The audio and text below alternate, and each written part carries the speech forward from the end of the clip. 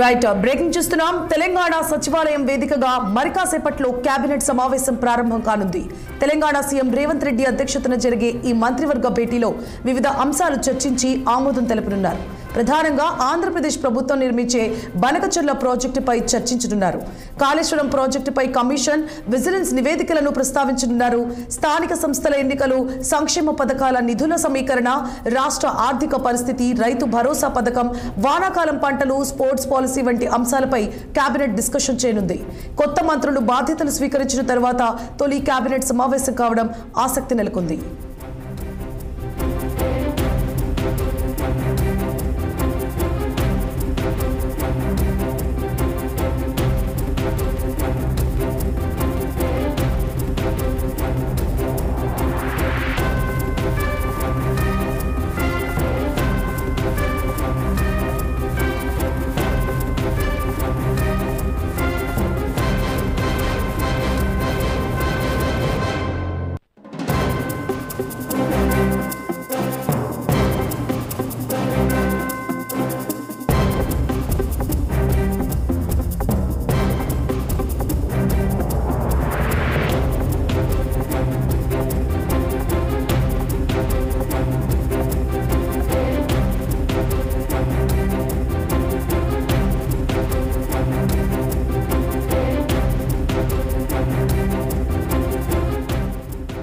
తెలంగాణ సచివాలయం వేదికగా మరికాసేపట్లో కేబినెట్ సమావేశం ప్రారంభం కానుంది. తెలంగాణ సీఎం రేవంత్ రెడ్డి అధ్యక్షతన జరిగే ఈ మంత్రివర్గ భేటీలో వివిధ అంశాలు చర్చించి ఆమోదం తెలుపనున్నారు. ప్రధానంగా ఆంధ్రప్రదేశ్ ప్రభుత్వం నిర్మించే బనకచెర్ల ప్రాజెక్టుపై చర్చించనున్నారు. కాళేశ్వరం ప్రాజెక్టుపై కమిషన్, విజిలెన్స్ నివేదికలను ప్రస్తావించనున్నారు. స్థానిక సంస్థల ఎన్నికలు, సంక్షేమ పథకాల నిధుల సమీకరణ, రాష్ట్ర ఆర్థిక పరిస్థితి, రైతు భరోసా పథకం, వానాకాలం పంటలు, స్పోర్ట్స్ పాలసీ వంటి అంశాలపై కేబినెట్ డిస్కషన్ చేయనుంది.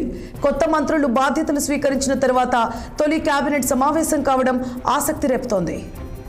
ఇదే అంశానికి సంబంధించి మరిన్ని అప్డేట్స్ ని మా ప్రతినిధి అశోక్ రెడ్డి లైవ్ లో అందిస్తారు. అశోక్, మరికొద్ది సేపట్లోనే సచివాలయంలో కేబినెట్ మీటింగ్ సమావేశం ప్రారంభం కానుంది. 3 గంటల 10 నిమిషాల ప్రాంతంలో ఈ సమావేశం జరుగుతుంది.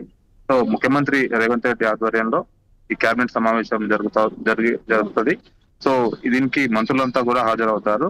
సో ప్రతి నెల మొదటి వారం, చివరి వారం కేబినెట్ నిర్వహించాలంటూ గతంలో ప్రభుత్వం నిర్ణయం తీసుకుంది. అందులో భాగంగానే ఈ కేబినెట్ మీటింగ్ సమావేశం ఏర్పాటు చేశారు.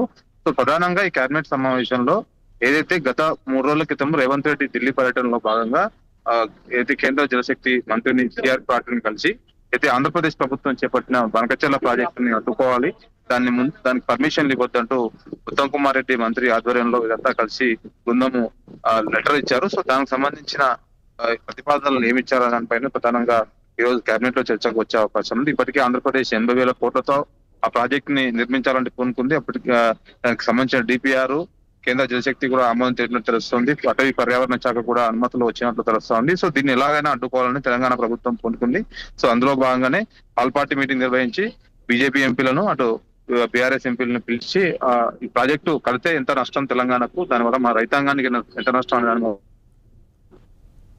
పూర్తితో ఇచ్చింది.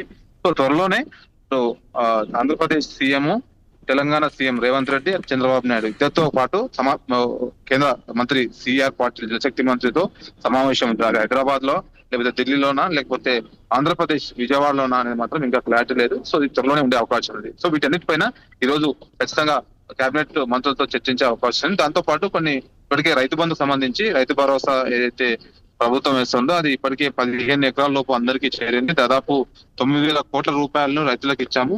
ఇది వానాకాలం అయితే వస్తున్న సందర్భంలో ఈ డబ్బులు వేయడం వల్ల రైతులకు ఉపయోగపడుతుందంటూ ప్రభుత్వం చెప్తా ఉంది. సో దీనికి రైతు భరోసా సక్సెస్ అయింది కాబట్టి జిల్లా స్థాయిలో మీటింగ్ నిర్వహించాలి, రైతు వేదికల ఏర్పాటు చేయాలి, మంత్రులు పర్యటించాలి, మంత్రులు ఏ జిల్లాలకు ఏ మంత్రులు వేయాలనే పైన కూడా ఈ రోజు మీటింగ్ లో నిర్ణయం తీసుకునే అవకాశం ఉంది.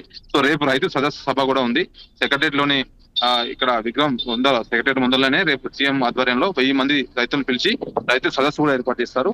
ఈ సదస్సులో ఉద్దేశించి రేవంత్ రెడ్డి మాట్లాడతారు.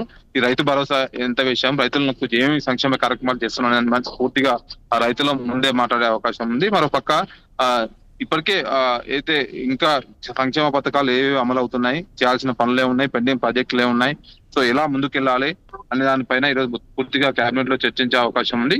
సో మరికొద్ది సేపట్లోనే రేవంత్ రెడ్డి సచివాలయం చేరుకుంటారు. సచివాలయం చేరుకున్న తర్వాత కొత్తగా ఎవరైతే మంత్రులు బాధ్యతలు చేపట్టారో వాళ్ళు కూడా ఈ రోజు కేబినెట్ లో కూర్చుంటారు. సో మొత్తం 15 మంది కేబినెట్ లో ఉంటారు. సో కొత్తగా ప్రమాణ స్వీకారం చేసిన 3 మంత్రులతో పాటు మిగతా పాత మంత్రులందరూ వస్తారు.